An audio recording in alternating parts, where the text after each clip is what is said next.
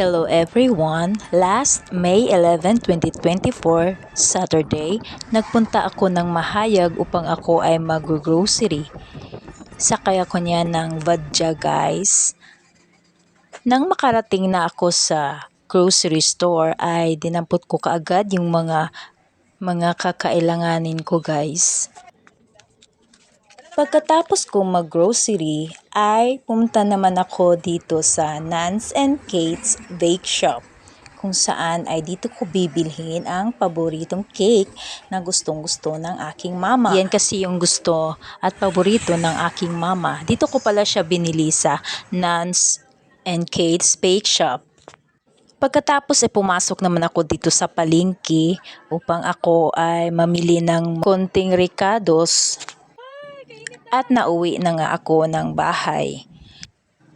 Sunday morning ay nag-attend naman ako ng purok meeting sa aming purok. Bago kami nagsimula sa aming meeting ay nag-opening prayer muna kami.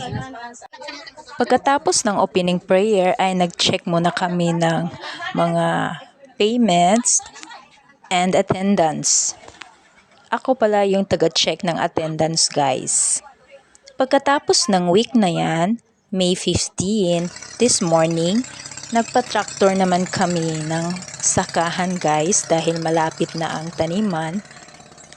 At pagkatapos ng tractor ay may sumunod na din na nagsapig. Ang pagsapig ay ang pagpatag ng putik gamit ang makapal na kahoy at mabigat at ito ay hihilahin ng kalabaw.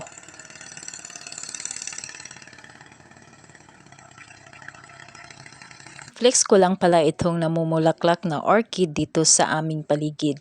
Masarap sa matang tingnan. And that's for today's video. Salamat sa panunood. Paalam!